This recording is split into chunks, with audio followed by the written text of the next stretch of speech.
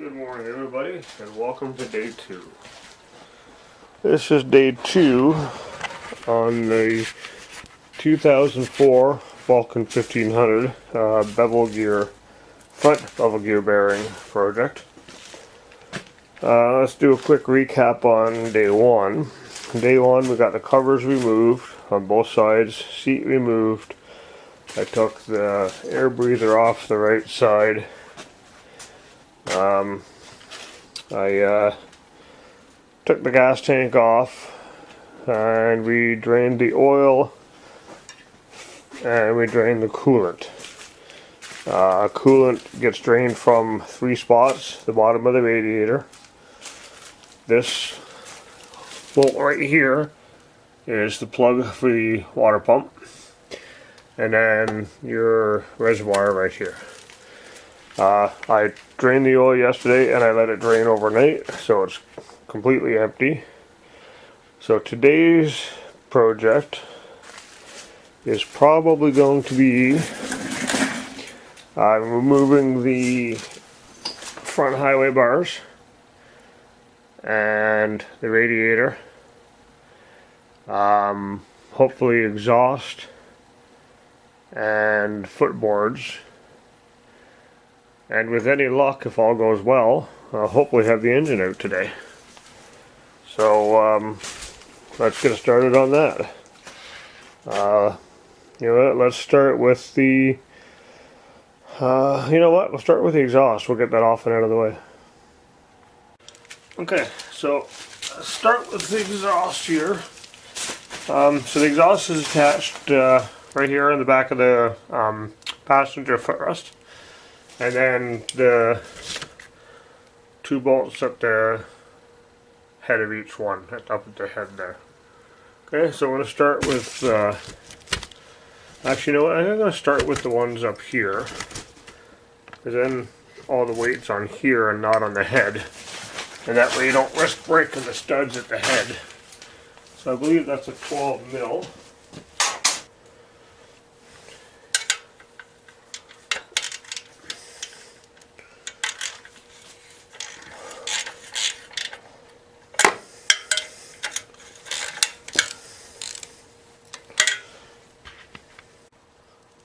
Okay, so I got the bolts off the exhaust on the back cylinder and on the front.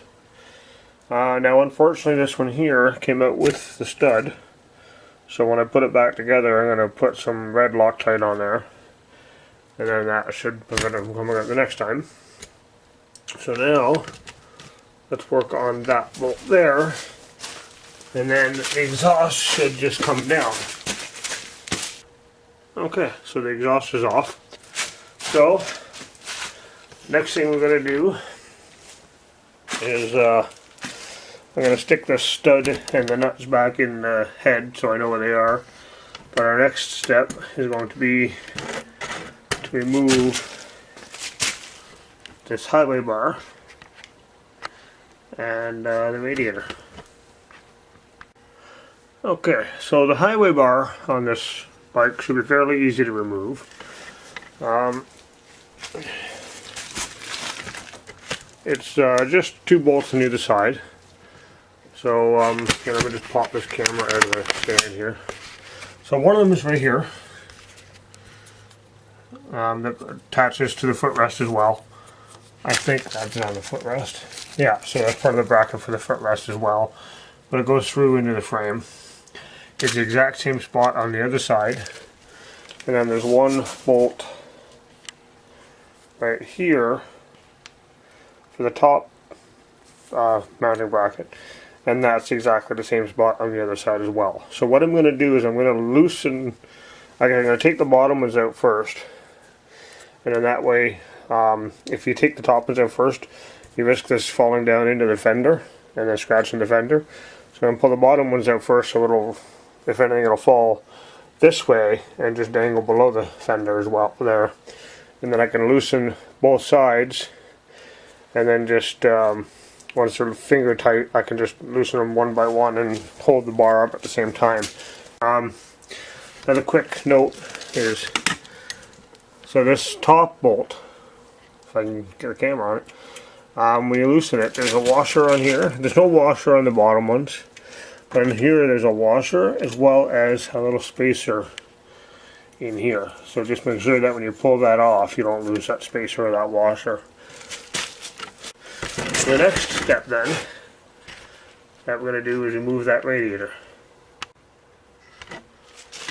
Okay, so to move the radiator, you have to, first of all, I got to cut these two zip ties here and here on the frame, okay, and undo this clamp here for the rad hose. Now it's attached to the bottom of the rad.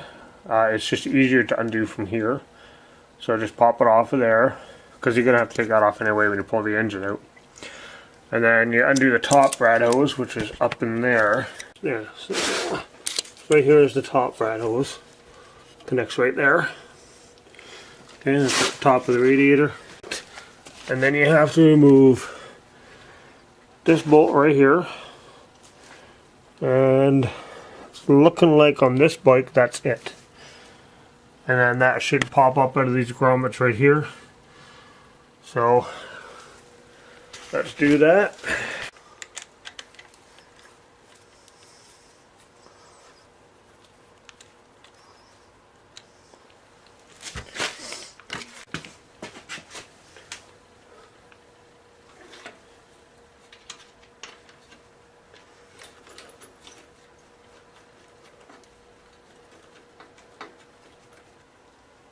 Okay, so the plugs for the rad, for the fan, if you follow this along, sorry I can't see, okay, follow this along and up to the top of the frame, they're right here, so just up here by that top rad hose at the top of the frame, so just unplug those, and then after you unplug them, that should free up the rad.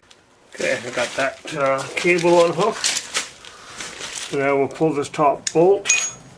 The common size wrenches and stuff you're going to need for this bike are 8, 10, 12, 14, and 17 mil. For the most part, it's actually a very basic tool set that you need. You might need a 15 mil from time to time. Okay, I'll pull that out.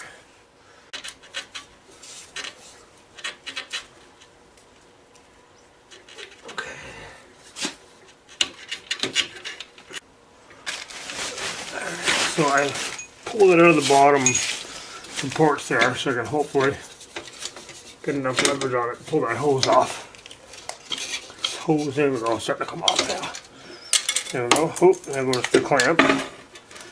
So now, theoretically, that should watch your fender. Especially if this is a customer's bike. There we go. Okay, so all the wires in the rad all come out.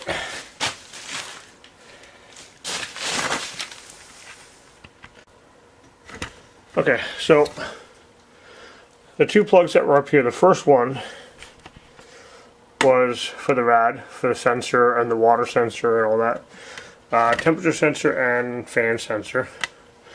The other one I unplugged is for your brake switch down here. I think what I'm going to do next is pull off this hypercharger. I wasn't gonna, but I think I've decided that it's probably just easier to see what's going on if that's off. So to take that off, all I have to do is remove the vacuum hose right under here, and that runs to the carburetor. Sorry for the bad focus. So anyway, see if I can get some light on there. So there's one little hose right here. Runs to the carb, and then this hose runs to the breather on the engine, which I have to remove from there anyway. And then I gotta pull this duct off, and then 2 bolts here and here, and that's all I gotta do to remove that. So I'm gonna do that, and then I'll be right back. Okay, so I got the hypercharger off now. So once that's off, or now that that is off, I can see a little bit better about what's going on. And so I think my next step is to remove the left and right foot pegs or floorboards, because this one's got to come off to get that this section of frame out, and the other one's got to come off to get at the mounting bolts, and the shift leverage or shift lever's got to come off as well. So I think we'll start with that next. Okay, so now we're going to work on the driver's side floorboard. It's pretty basic actually. Just the 2 bolts. This one we already loosened once, because that was one we had to take off to get the engine guard off. And then this one here, and then that should pop off. Okay, so I got the floorboard off, and I put the bolts back in the holes, like always. Now we're going to work on getting these off. So there's a pinch bolt here, pinch bolt underneath for the bottom one or for the inner one, and then they should slide off. They're probably going to take a lot of wiggling and struggling to get them off, so just be careful. Don't pull too hard, you'll tip the bike. But if you have to, get something in there and spread the wedge. Yeah, we'll work on that next, and then I should be able to get that cover off. Okay, so I've got the first one off. Actually, it came off fairly easy, but I just want to show you here real quick. To get my light to come back on. Oh, there we go. Okay, so you're not going to be able to see it really well right now because it's all dirty. But right there, there's a dot. And then there's another one right there. So those dots are to tell you which way to put these back on. So this inner one, the groove of the slot, lines up with that dot. And the other one, the groove, lines up with this dot. So when you put them back on, you put them back on correctly. I just wanted to show you that real quick before I continued. So I will continue taking that one off. It's just a 10mm nut for the pinch nut, and then they just slide right off. Okay, so I got the cover off. So as you can see, it comes off in one big piece. The black section and the chrome wall comes off in one piece. And that exposes the inner alternator cover, and the part that we're going to be working on soon, the front bevel gear housing. So now we've got this cover off, I believe the next step is to remove the slave cylinder. I'm just going to double check that with the info that I have just to make sure. Okay, so the next step is to unplug all this crap. I got 5 plugs here, I think 1, 2, 3, 4, 5 that have to be unplugged. This is for your regulator, rectifier, your speed sensors, all that stuff. That's all got to be unplugged, and they're all the same as other plugs. They have a little tab here. You got to press the tab, pull it, and it'll come in clips. Now, if you're not sure, or if you don't think you can remember which ones go where, because some of these plugs look similar as far as shape. Some are different and obvious where they go, but some are similar. So you want to be careful. So take a picture if you're not sure, or label them. Okay, I took a picture, so I'm good. But they're also, like, see, this one would fit into this one. Right, so you got to be careful, because it would clip right in there. Right, so you got to make sure you take a picture. So I know that the black one sits at the back. The yellow one is one for the front. Okay. Personally, I think they should make them completely different, so you can't make that mistake. But I don't know why they don't. They just don't. So okay. So I'm having trouble with this plug. So I think what I'm going to do is it's kind of wedged in there beside that slave cylinder. I don't know if it's going to make a difference, but I'm going to try to pull the clutch slave cylinder off first and see if I can't get that to release. So that is 8mm. 3 little bolts right here.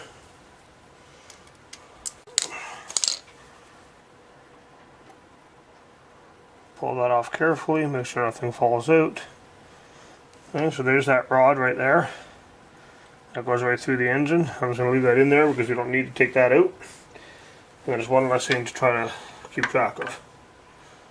Now we're going to work on the starter connection there. So it's just this little lead right here. I don't know if you can see that. Well, hang on. Let me adjust the camera here.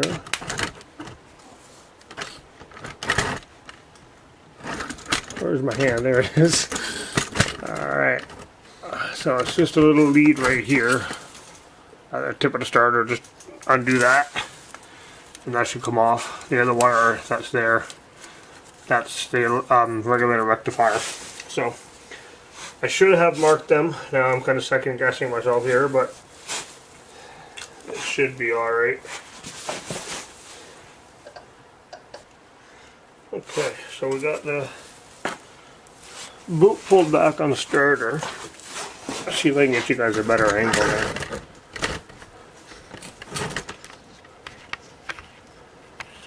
Okay, so I got the little boot here pulled back. Get the strap out of the way there. There we go. Got the boot pulled back. And I just got to put a wrench on that.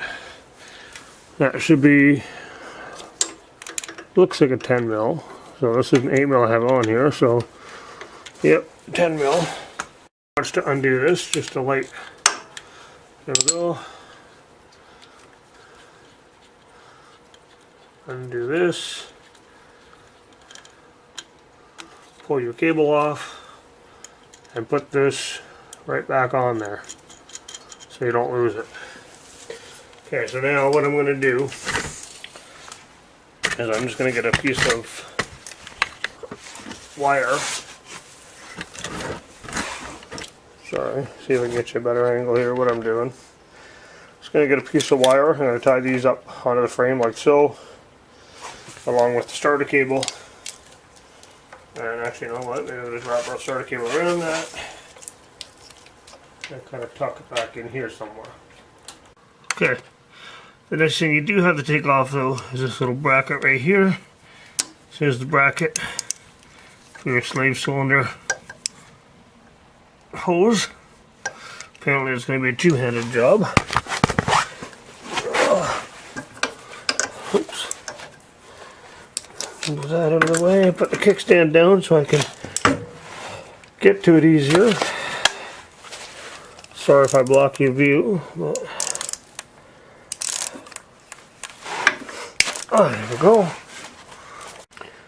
So we're almost there. We're almost ready to drop this engine, except for still got to work on all the vacuum lines and stuff and water lines up here. But we'll work on that next. I just gotta take a bit of a break here. Oop. So I will be back in a few minutes. It'll be like seconds to you.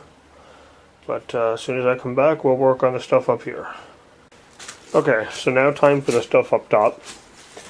It's not much left to do. We have to remove this rad hose right here from the top of the engine down there. So just follow it along. It's right below the water pump there, the fuel pump. Okay, the rough looking hose. Down there is where it hooks up to the top of the engine, so you have to get a screwdriver down in here to release the hose clamp. And then the other hose for the front cylinder is this short one here, comes along this side of the frame. And it is attached down in there. You got to pull that off. And then this, I don't believe there's another hose right there. Don't believe that has to come off. I think that just runs down into the engine, to the water pump. And then, so yeah, those two water hoses. And then this hose over here, which is your main feed for your fuel from your water pump, has to come off the carburetor there. And then after that, we got to remove some throttle cables, and There's a battery cable somewhere over here. I'll have to check that in the book. There's a ground cable somewhere. I think it might be underneath a bit here, but take that off. And then there's a little hose right there that's got to come off. And they're saying to take the horns off, probably just to give it clearance for the engine to move forward. So I'm going to do that as well. So once you're done those things, then we're going to start working on engine mounts and this down tube. So now supposedly you can take this down tube off with the pedal and the brake master cylinder all attached. So we're going to attempt that. Hopefully they're right, because I don't want to take all that off if I don't have to. So like I say, this line, 2 water lines, no breather line, the horns, and that's all the stuff up top, and then we'll work on mounts. Okay, so I got that rear cylinder rad hose off, and I got the front cylinder rad hose off. So it connects down in there, but I found it was actually easier to pull it off of this side, where it goes into the thermostat housing right in there. See if I get some light here for you. Okay, so there's where it connects there. It's easy to pull it off from there. So I still have to get that fuel line hooked, but I took the horns off. So there's a hole right there. Okay, so there's 2 bolts in there that screw directly into the bracket, and then the whole horn assembly comes off in one shot. So the nuts or bolts are back in there. So now all I gotta do is remove this fuel line right here, right there. Gotta remove that line there still, and I gotta remove the throttle cables. Now on other Vulcans I've worked on, you're able to undo a plate and the whole plate will come off. I'm seriously hoping it's the same here, and I hope I can do it without removing the carburetor. Okay, so I ran into a bit of a snag with the carburetor, getting the throttle lines off. So what I wound up having to do was I had to undo that boot right there, pop the carburetor out of it so I could reach this little screw right here, and hopefully now that I've got that out, I should be able to manipulate this plate to get these lines off. So what you got to do is this line's got to come down and around and come through that groove, and the return has to come around down around the other groove, and hopefully that should actually, if I'm not mistaken, I might not even have to do that. I might just be able to leave that plate dangling, take this off down here, there we go, and then that should just stay put with the engine, I hope. Or sorry, with the frame when the engine comes down, hopefully. So I'm going to try that and I'll get back to you and let you know. Okay, so what I had to wind up doing was, like I said, I popped the carburetor off that thing. Yeah, I got the screw undone for that plate. Now attached to that plate also is your idle adjust, which hooks up down here. So I just popped that off of there. It just kind of pulls out a bit and then slides through that groove. Sorry, just I'll show it. Well, I can't show you now because it's up out of the way. But so anyway, that's that for now. So I did find one more thing you got to unhook. This bracket right here for the regulator rectifier on this side has to come off, because this whole down tube is going to come off. So you got to undo that bolt there so it's free. I don't believe that that's attached to the engine, so it just has to come off of the frame. And then so now we're pretty much at the stage where we start pulling engine mounts. So I'm going to call it a day for today, and then tomorrow when I come back out here, I'll put the jack up underneath it and pull the mounts and hopefully drop the engine. So I will see you in tomorrow's video. Thank you for watching. Hopefully this was helpful. If I missed anything, feel free to leave a question or comment down below and I will do my best to answer it. But otherwise, I believe I got everything. If not, whatever I find along the way, I will show you in tomorrow's video, which will be part 3 of the engine removal series anyway. And then the next one after that will be fixing the front bevel gear bearing. So have yourselves a good night, and I will see you in the next video.